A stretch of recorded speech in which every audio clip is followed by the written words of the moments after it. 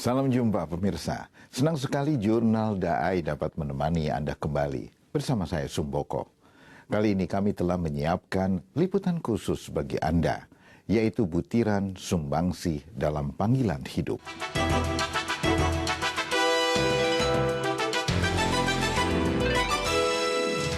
Mensyukuri tugas panggilan hidup dan menjalankan dengan adil adalah salah satu bentuk sumbangsih dalam hidup.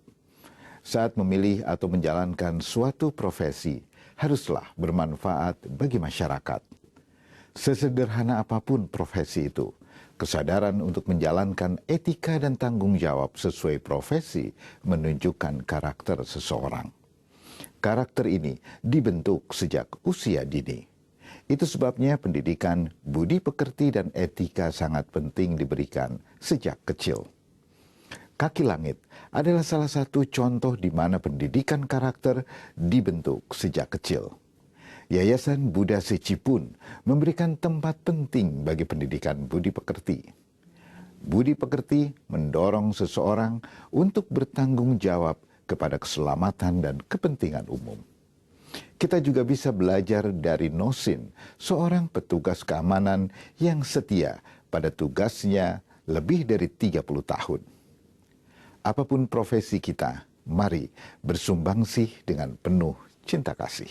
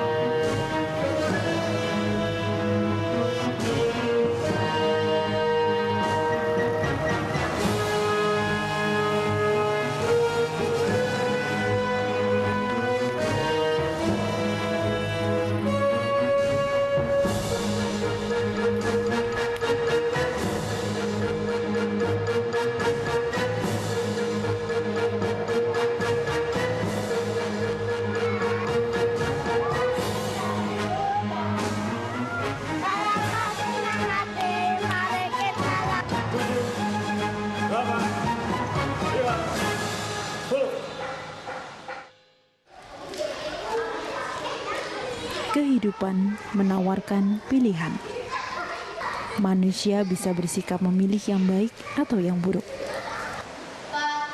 Sejak kecil, karakter dibentuk melalui pendidikan, ajaran, dan terlebih lagi, contoh perilaku dari orang-orang dewasa dan lingkungan sekitarnya.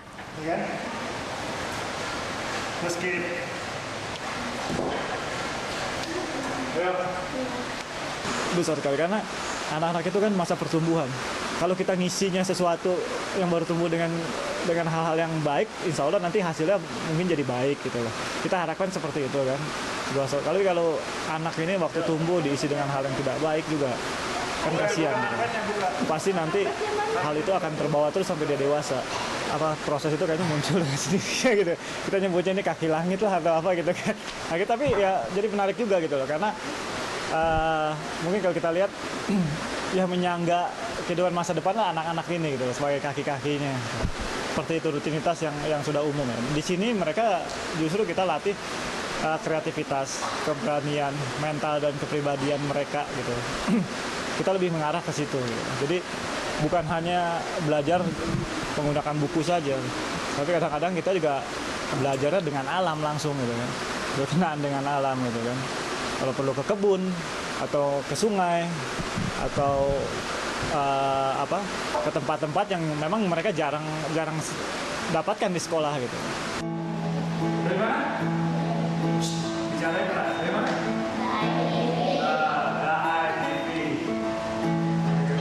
Kaki Langit adalah sebutan bagi anak-anak dari sebuah kelas non-formal di daerah Cisarua, Bogor, Jawa Barat. Anak-anak adalah generasi penerus. Merekalah yang akan menyangga masa depan. Itu sebabnya mereka disebut kaki langit. Karena merekalah kaki-kaki penyangga langit, penyangga masa depan. Perkenalkan, nama saya Muhammad Irfansa, panggilannya Irfan saja. Saya duduk di kelas 5, alamat Jalan Sindang Subur. Jadi panggilannya Irfan saja? Berdiri sejak tahun 2002, telah 10 tahun Kaki Langit mengajar anak-anak dengan setia. Kegiatan mereka terpusat di hari Minggu setiap pukul 8 pagi hingga 12 siang. Saat ini terdapat tak kurang dari 50 anak yang mengikuti pelatihan dan pendidikan di sini. Banyak di antara mereka berasal dari keluarga sederhana. Mereka dapat mengikuti pelajaran bahasa Inggris, komputer, dan pencak silat, serta beragam keterampilan secara gratis. Tujuan dari pelatihan yang diadakan di sini adalah memberikan pelatihan kepribadian, sehingga anak dilatih untuk percaya diri, jujur, bersikap sportif, serta memiliki mental dan moral yang baik. Rata-rata anak yang belajar di sini adalah mereka yang masih duduk di bangku sekolah dasar.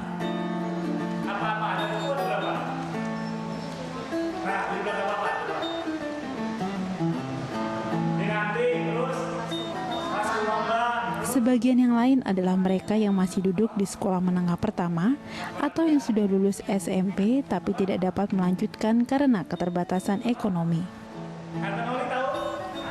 Ada 6 orang pengajar di Kaki Langit. Terus udah gitu tulis. Di antaranya Cucu yang berumur 21 tahun. Ntar kita tulis juga artinya apa. Ia bersekolah sampai kelas 6 SD dan melanjutkan pendidikan keterampilan secara non-formal di Kaki Langit. Setelah menerima pengajaran, kini ganti ia yang membantu mengajar. Ia mengajar bahasa Inggris dan pencak silat. Tubuh saya. Awal mulanya sih aku nggak sekolah lagi. Terus ada pengurus dari Kaki Langit sendiri, ada yang ke warga sini mau ikutan nggak latihan, katanya gitu. Cuman hari Minggu doang latihan silat sama latihan bahasa Inggris, katanya gitu. Mungkin ada ketertarikan sendiri dalam hatinya, jadi aku ikut sama teman-teman juga, banyak kan ikut. Setiap hari Minggu kita latihan. Pertamanya sih latihan sama Om Jimmy, latihan keterampilan. Kan aku sendiri karena udah nggak sekolah, jadi aku belajar kerajinan tangan seperti prem, terus tas, ngejahit, ngelukis. Banyak dampaknya, sebuah perubahan yang baik juga. Dari aku nggak tahu apa itu komputer, apa itu bahasa Inggris gitu. Terus banyak manfaatnya. Senang banget aku bisa belajar di sini, bisa mengajar juga di sini. Pengalaman yang amat sangat berharga menurut aku sih gitu. Ya itu kan adat yang terbiasa di wilayah sini gitu kan, seperti itu. Justru kita berjuang juga untuk mencoba menggeser pola pikir orang tua yang seperti itu.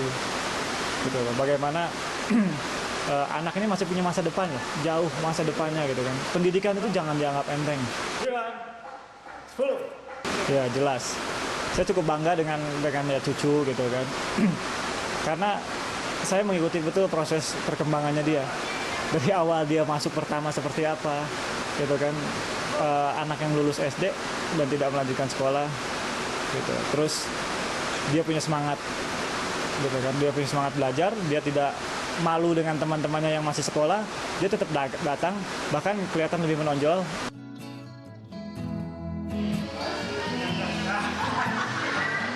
Di tengah keterbatasan, anak-anak ini tetap optimis. Beberapa teman seangkatan Cucu telah bekerja di tempat lain. Mungkin mereka tidak memiliki ijazah pendidikan yang cukup bersaing, tetapi pendidikan di Kaki Langit telah membentuk mereka menjadi pribadi yang berkarakter dan percaya diri, serta memiliki moral yang baik, sehingga mereka juga dapat diterima bekerja.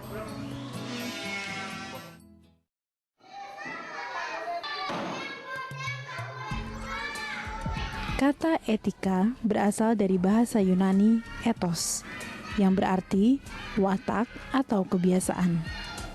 Bisa juga berarti cara bergaul atau cara berperilaku yang baik. Menurut Kamus Besar Bahasa Indonesia, etika adalah ilmu tentang apa yang baik dan yang buruk, tentang hak dan kewajiban moral.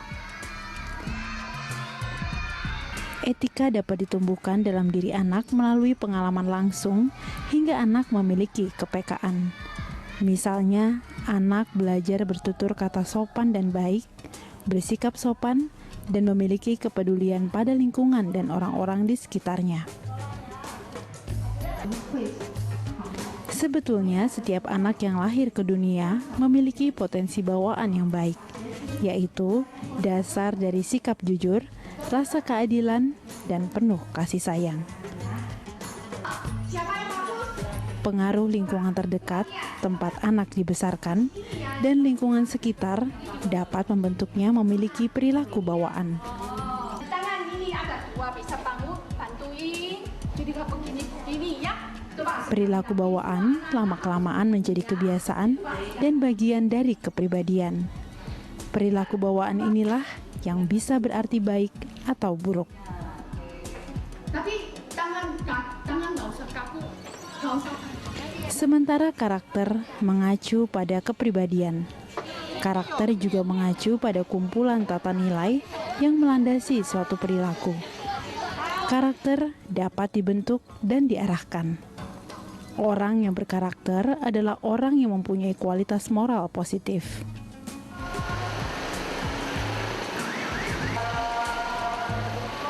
Tumbuh menjadi pribadi yang berkarakter akan tercermin dalam melaksanakan tanggung jawab sesuai panggilan hidup. Karakter tidak semata ditentukan oleh tingkat pendidikan ataupun tingkat ekonomi. Seseorang yang hidupnya sederhana bisa memiliki karakter terpuji.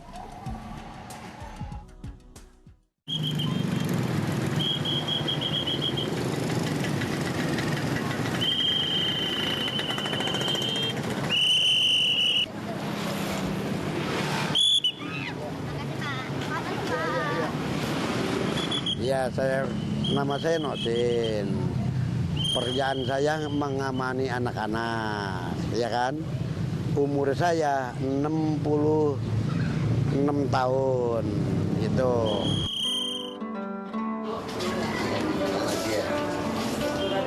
Capek ya, semoga Neng nyuci bantu jadi bisa berapa duit kerja situ. Gue jadi buru-buru dulu sebenarnya itu masih gagah ya orang udah tua. Hidup sederhana di wilayah Bekasi Timur, Bekasi, Jawa Barat, Nosin tinggal bersama istri dan ketiga anaknya. Bapak berusia 66 tahun ini bertanggung jawab untuk memenuhi kebutuhan hidup sehari-hari. Salah satunya membiayai anak bungsunya yang masih duduk di bangku sekolah menengah kejuruan. Istri Nosin adalah seorang ibu rumah tangga.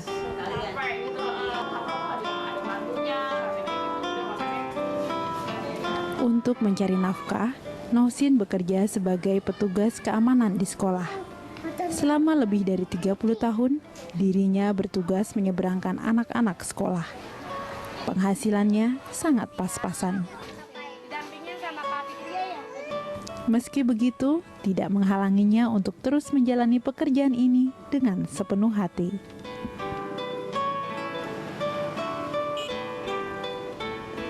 Yang ngerasakan hati aja yang enak, tenang, ya, hati tenang, mudah-mudahan aman, ya kan, minta kepada Allah, minta aman, selamat anak-anak muda.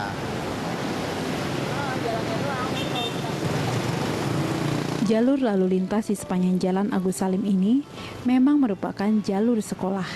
Setidaknya terdapat lebih dari 5 sekolah di sepanjang jalan ini, sehingga kondisi lalu lintasnya sangat ramai. Bu, nggak gampang kan anak, Bu. Anak ada yang lari sendiri, ya, sesamber tangannya. Kamu mau kemana sih? Nyebrang sembarangan aja nih. Tapi kalau udah tahu begini, 1, 2, 3, 4, 5 nih pegang tangan saya. Ya udah terbangin.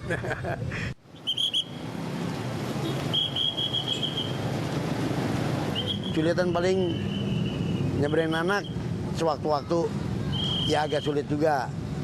Karena mobil banyak, motor banyak ya. Nah ya itu aja. Tapi kalau masalah hati nggak sulit. Ya, anak itu kita pegangin sih. Ya nggak mungkin lah kalau orang lagi mau ditabrak. Ya kan nggak mungkin. Kita di sini nggak asa-asa anak orang lain ya. Kita anggap anak kita sendiri, sebab keamanannya kita yang nyelamatin semuanya. Ya kan? Demi keselamatan dia.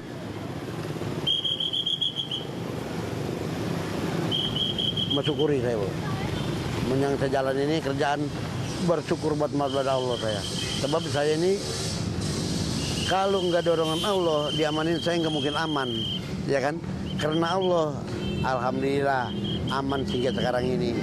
Jalan 32 tahun aman aja. Tiap hari kamu diseberangin? Iya, Emang kenapa diseberangin, Mega? soalnya takut kalau nyebrang sendiri. Waktu itu kan saya bareng sama ibu-ibu, pengen ketabrak. Terus kamu seneng dong kalau diseberangin ada bapaknya? Senang, Senengnya kenapa? ya biar lebih aman aja. Seneng ada yang nyebrangin, kadang kita nyebrangin mau berhentiin mobil, kadang di sini kan susah. Kalau nggak ada pawang mobil sini kan kadang susah juga sih karena lalu lintasnya terlalu padat. Jadi kitanya susah kalau nyebrang sendiri. Memang sebenarnya sih harus ada ya yang khusus gitu buat nyebrangin.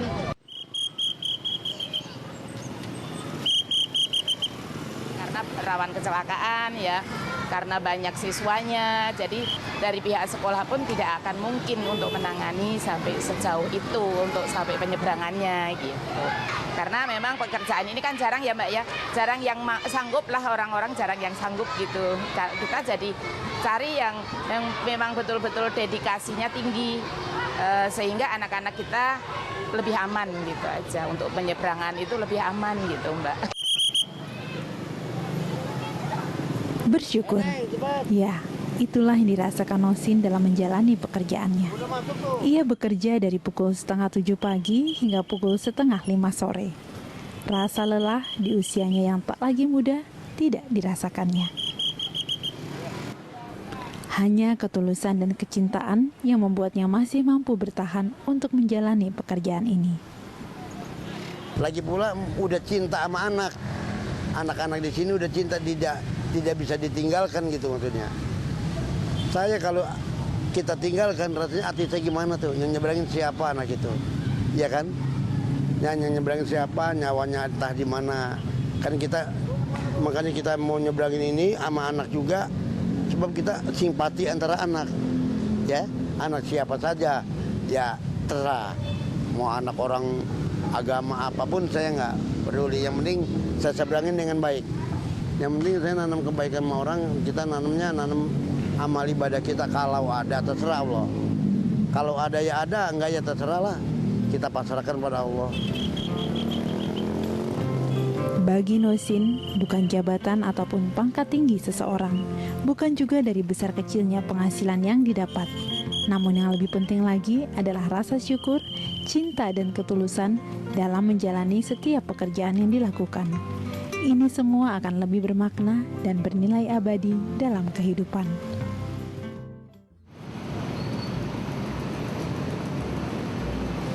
Mensyukuri tugas panggilan hidup dan menjalankan dengan adil adalah salah satu bentuk sumbangsih dalam hidup ini. Saat memilih atau menjalankan suatu profesi, haruslah bermanfaat bagi masyarakat sesederhana apapun profesi itu. Kita perlu membangkitkan niat baik dan tekad untuk menyelamatkan ataupun melayani masyarakat melalui pekerjaan kita. Ini adalah misi, bukan semata-mata profesi. Misi untuk mengasihi segenap makhluk melalui apa yang bisa kita kerjakan dengan memberikan tindakan bermanfaat di tengah masyarakat. Entah menjadi pemimpin atau menjadi yang dipimpin, kita perlu bersyukur pada setiap berkah dan menjalani etika pekerjaan dengan semangat menjalani panggilan hidup. Mengutamakan kepentingan umum, malu merugikan orang lain adalah sikap yang termasuk dalam etika bekerja.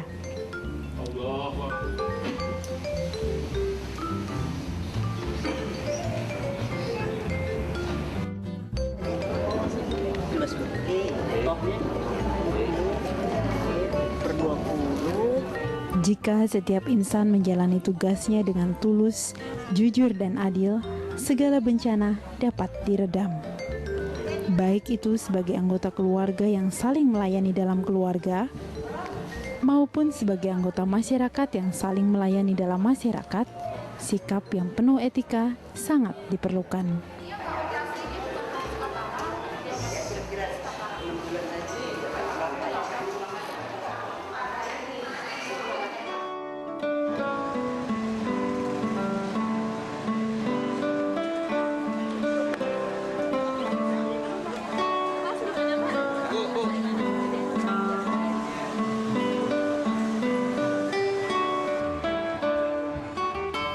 Apapun pekerjaan kita, setiap orang perlu memiliki karakter yang dapat memberikan sumbangsih dalam kehidupan ini. Menjadi dokter di pedalaman, ataupun melayani dalam bakti sosial kesehatan, atau juga menjadi tenaga medis yang melayani masyarakat marginal, adalah beberapa contoh sumbangsih yang dapat diberikan. Masih banyak bidang pekerjaan yang lain.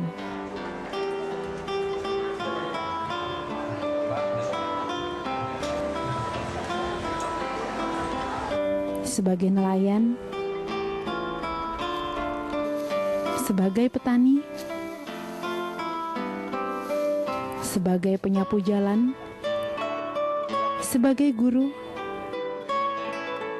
sebagai karyawan, sebagai supir, atau apapun juga, kita semua memiliki panggilan hidup yang perlu dijalani sesuai etikanya dengan penuh tanggung jawab. Melatih ketulusan dan mempraktikkan cinta kasih dengan kesungguhan adalah hal yang bisa kita lakukan melalui pekerjaan kita setiap hari.